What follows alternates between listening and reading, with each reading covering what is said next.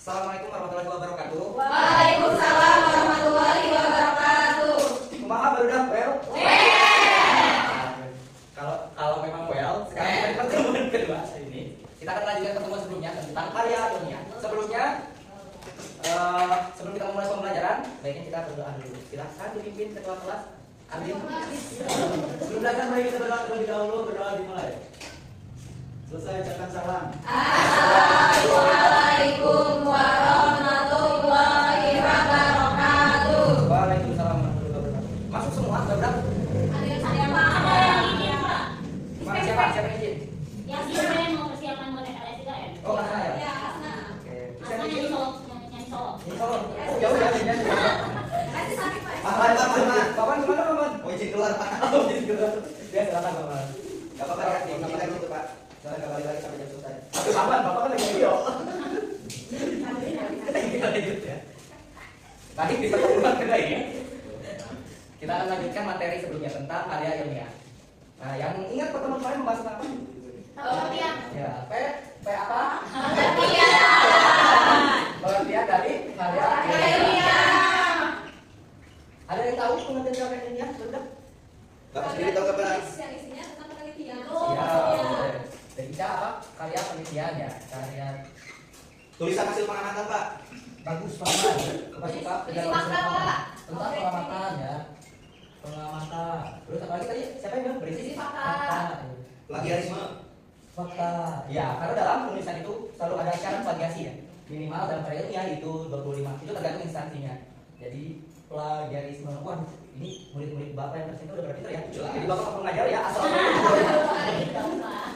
Nah, ini semua tepat sekali. Tapi bisa kita singkat pengertian karya ilmiah itu tulisan yang berisi tentang tadi saya bilang fakta, berisi tentang fakta, berisi pengamatan, dan juga ada lagi satu lagi yang kurang tentang data. Nah, setiap penelitian itu harus punya data yang konkret. Begitu ya benar mahal well?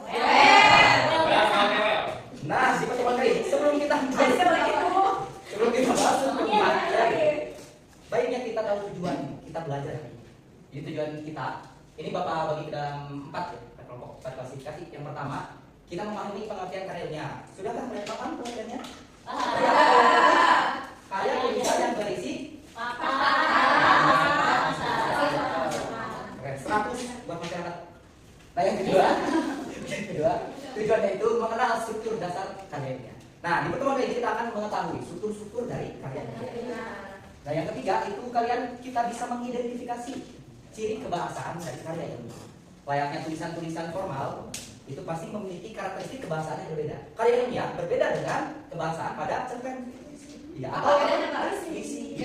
Bedanya itu dalam karya ilmiah biasanya unsur kebahasaannya itu lebih baku. Nggak ada tuh. Pernah kan kalian menemukan dulu karya ilmiah yang isinya kayak gini? Melalui penelitian ini, aku melihat pelangi di rumah kamu. Karena kau yang menjadi objeknya. Karena itu semua bual, bukan tentang fakta. Kalau fakta itu sesuatu yang konkret, yang real dan bisa kita amati dengan pencarian mata. Atau bisa dibuktikan. Begitu ya, benar. Nah, poin yang terakhir, tujuan pembelajaran kita yang keempat, itu mengetahui contoh dari karya-karya ilmiah sederhana. Nah, poin ketiga dan 4 ini akan kita bahas dan kita perdalam dalam pertemuan berikutnya yang ketiga. Sekarang kita masuk dulu ke strukturnya. Tadi udah sebelum mengetahui strukturnya, kita harus tahu ciri-cirinya atau karakteristik dari karya ini. Kalian bisa amati dari slide yang pertama. Yang pertama, siapa yang mau baca? Sok. Dia mau baca boleh. Oke, mau baca. Bagi dua kali ya, Pak. Ya boleh. 1 objektif, 2 sistematis, 3 menggunakan bahasa baku, 4 berdasarkan fakta dan data, 5 menggunakan metode ilmiah. Ya. Nah, apa itu objektif? Objektif artinya apa Bang? Utuh. Atau tidak Objek itu ini di sana di sini itu objek. Nah, itu objeknya. Tapi ini yang bersifat objektif. Jadi sesuatu yang Kebenarannya disepakati semua orang. nah, kebenarannya disepakati atau tidak berpihak ya bisa. Selanjutnya ini ada yang sistematis. Nah, kalau kita mau masuk tentang membahas tentang struktur itu kan suatu apa ya? Fondasi bangunan gitu. Nah, itu semua itu harus disusun secara sistematis atau tersistem, tertata gitu. karena ini karya ilmiah harus memiliki tahapan yang jelas. Nah, untuk yang poin yang ketiga itu menggunakan bahasa baku. Mengajar gitu Pak. Gimana tuh? Banyak. Bahasa baku itu bahasa-bahasa yang formal, biasanya digunakan bahasa teknis atau yang banyak ditemukan dalam profesi atau bidang keilmuan. Bapak izin ke Ya. nanti boleh. Izin ke telolet, boleh. Oh, ada telolet. Nah, sudah kita pahami tentang ciri-ciri, kita akan masuk ke struktur. Nah, strukturnya secara umum dari tulisan itu dibagi jadi 3 sebenarnya ya. Ada pembuka, isi, dan penutup. Nah, di dalam pembuka itu biasanya ada judul. Terus ada lagi bab pendahuluan. Nah, dalam bab pendahuluan ini, pendahuluan itu ada yang namanya latar belakang atau alasan kalian melakukan penelitian. Untuk apa latar belakangnya kalian melakukan penelitian dan merumuskan tulisan selanjutnya. Terus rumusan masalah. Jadi permasalahan-permasalahan yang mendasari tulisan kalian. Nah, rumusan masalah itu biasanya berbentuk pertanyaan. Jadi selalu dengan kalimat tanya. Misal, kalian pengen bikin penelitian tentang kemiskinan. Kalian terus dalam rumusan masalahnya, kalian tulis poin 1. Apa yang menyebabkan kemiskinan? Gitu. Apa yang menyebabkan kemiskinan? Katanya. Terus mengapa bisa rakyat Indonesia misalnya pada miskin? Gitu. Nah, itu semua terlalu dalam rumusan masalah. Dan kalau tujuannya itu berkaitan dengan ini dari pertanyaan yang terangkum di rumusan masalah. Jadi tujuan penelitian itu harus sesuai dengan rumusan masalah. Begitu barulah tentang penelitian. Nah, ini ada poin yang ketiga sebenarnya lupa Bapak masukkan itu tentang manfaat penelitian. Nah, kalian harus punya manfaat, harus bermanfaat bagi orang banyak. Nah, begitu baru penelitian ini kalian harus. Nah, manfaat penelitian biasanya terbagi jadi 2. Ada yang tahu? Nah, manfaat teoritis betul banget tadi dapat bintang buat hadis. Manfaat teoritis dan ada manfaat praktis. Nah, kalau yang manfaat praktis itu biasanya untuk siapa? Siapa yang merasa bermanfaat untuk siapa? Penulisnya. Yang praktis. Yang praktis. Nah, masyarakat umum. Nah, dalam manfaat penelitian yang praktis itu kita ditujukan untuk umum. Nah, kalau untuk peneliti selanjutnya itu biasanya terangkum dalam yang teoritis. Peneliti. Begitu baru dah. Nah, struktur yang berikutnya kajian pusaka. Ada yang tahu nggak kajian? Dan ini struktur penelitian. Terus struktur yang keempat. Yang kelima itu ada pembahasan. Ini isinya yang memuat data-data penelitian biasanya. Dan yang terakhir itu bagian struktur penutup. Ya. Nah, di penutup ini biasanya ada kesimpulan dan saran. Nah, selanjutnya setelah penutup meskipun sudah ditutup, itu bagian masuk ke bagian penutup lagi ada daftar pusaka. Jadi referensi-referensi yang kalian gunakan dalam penelitian. Nah, begitu baru udah jadi kumakan ada pertanyaan? Berarti udah well ini ya. Kalau itu, kalau memang sudah well, Bapak akan bagi kalian ke dalam 3 kelompok ya. Tapi misinya itu kelompok 2, kelompok 1 punya misi khusus, kelompok 2 punya misi khusus, dan kelompok 3 pun punya misi khusus. Nah, Bapak bagi ya, misalnya dari sini kalian kelompok 3. Jadi pertanyaan dalam LKM itu berbeda-beda dari kelompok. Kalian punya misi khusus, dia beragam. Nah, kajiannya itu akan sama, tetap akan sama. Mungkin yang dibedakan nilai per individunya. Nah, jadi kalian akan diamati. Jadi tampilkan performa terbaik. Oke. Nah, ini untuk yang LKM yang kedua, kelompok 2 ya. Kelompok 2. Dan ini untuk kelompok 1. Oke. Oh, namanya stasiun Bapak. Nah, jadi lembar kerja ini Bapak namakan stasiun. Anggap kalian akan jalan naik kereta dan itu semua tiket yang kalian gunakan untuk naik kereta. Jadi kan tiap orang naik kereta itu pasti tujuannya beda dan dari tempat yang berbeda pula.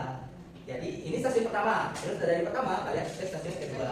Nah, dari stasiun kedua kalian ke stasiun ketiga. Nah, untuk yang sudah sampai di stasiun 3, kalian bisa nanti membantu teman-teman kalian yang mau menuju stasiun 3. Misalnya stasiun 3, kelompok stasiun 3 nih. Membantu kelompok stasiun 2 untuk sampai ke stasiun 3. Nah, kelompok stasiun 2 bisa membantu kelompok stasiun 1 ya, untuk mencapai ke stasiun 2. Oh, jadi saling bantu gitu ya? Nah, ya, jadi kalian saling ini membantu satu sama lain, saling sharing. Topiknya tentang struktur karya ini. Silakan. Ya, bisa dulu. Bapak ini apa, Pak? Kasih dulu. Udah ngerti, Pak. Itu gimana? Nah, ini nanti kan kita tanyakan ke. Nah, misinya teman-teman di kelompok. Iya. Terus konsentrasinya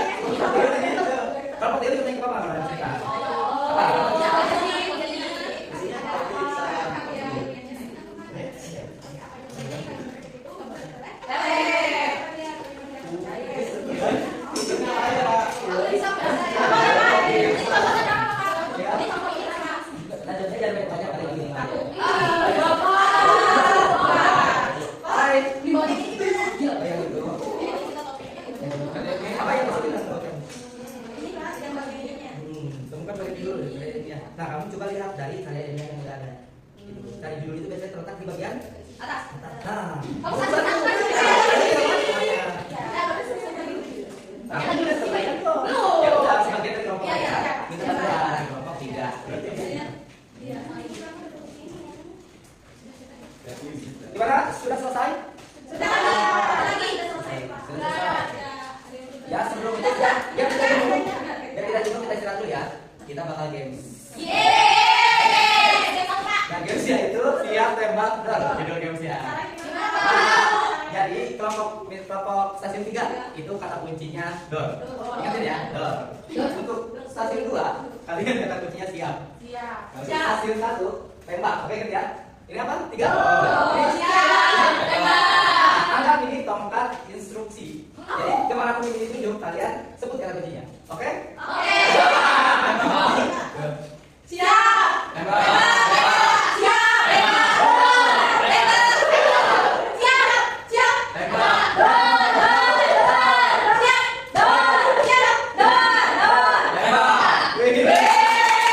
Semua ya. Ya udah sekarang selesaikan dulu kakaknya. Dor. Oke, boleh dikumpulkan.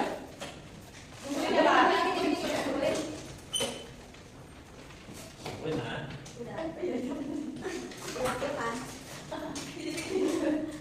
Oke, terima kasih. Nah sekarang kita masuk ke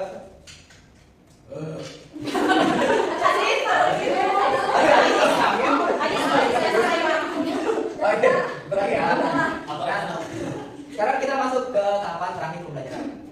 Nah, kesimpulan dari pembelajaran hari ini ada yang bisa menurut? Ya Pak. Bapak kasih saya. Ya boleh. Adin, apa? Mempelajari ciri dan mengenal pengertian menulis karya ilmiah. Oke, ciri-cirinya apa aja tuh? Objektif, sistematis, fakta dan data. Bahasa baku. Nah, bahasa baku. Oke, terima kasih. Nah, selanjutnya ini tahapan refleksi. Jadi kalian boleh tuliskan di sini dari hasil pembelajaran kali ini. Nah, ini sebelum kalian mengetahui tentang struktur dan ciri-ciri karyanya. Kalian kira apa gitu, strukturnya dan ciri-cirinya. Nah, ini setelah proses pembelajaran yang telah kita lakukan. Silakan ada yang mau coba? Coba. Oke, boleh. Ini ada 3. Oke.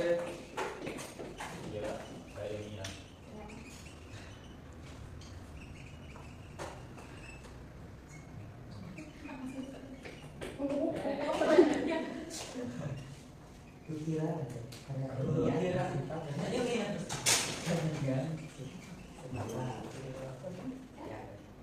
ilmiah. Oke, terima kasih. Iya, Bapak. Terima kasih. Udah, Pak.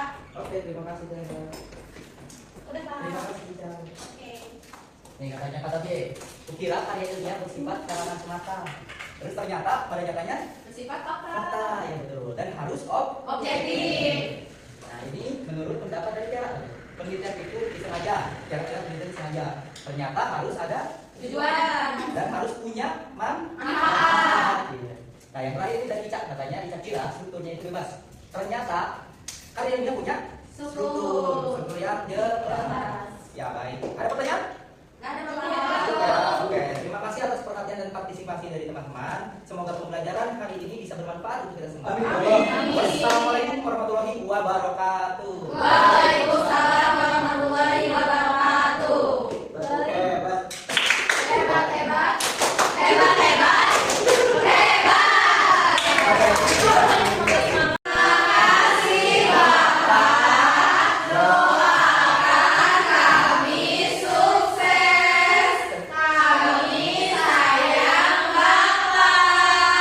Terima kasih teman-teman. Doa Bapak selalu menyertai kalian.